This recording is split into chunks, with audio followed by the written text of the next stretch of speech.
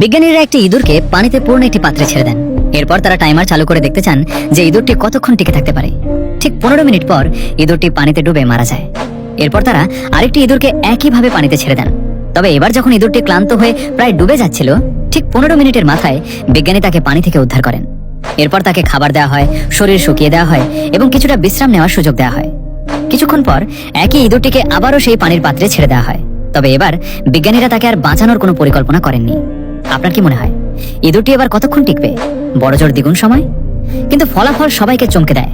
ইঁদুরটি এবার একটানা 60 ঘন্টা পানিতে ভেসে লড়াই করে যায়, কারণ তার মনে আশা ছিল কেউ না কেউ তাকে ঠিকই বাঁচাতে আসবে। একেই বলে আশার শক্তি। এরপর বিজ্ঞানীরা একটি অ্যাকোয়ারিয়ামে একটি ক্ষুধার্ত পিরানহা মাছ এবং কিছু গোল্ডফিশ ছেড়ে দেন। তবে তাদের মাঝখানে একটি স্বচ্ছ কাঁচের দেয়াল বসিয়ে দেওয়া হয়। পিরানহা মাছটি বারবার গোল্ডফিশগুলোকে আক্রমণ করতে যায়, কিন্তু প্রতিবারই কাঁচের দেয়ালে লেগে তার মাথায় আঘাত পায়।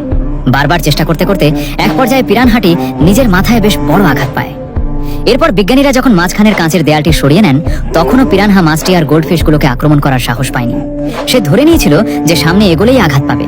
আর এই ভুল ধারণার কারণে চোখের সামনে খাবার থাকা সত্ত্বেও পিরানহা মাছটি শেষ পর্যন্ত না খেয়েই মারা যায়। একেই বলে মানসিক প্রতিবন্ধকতা বা লার্নড হেল্পলেসনেস।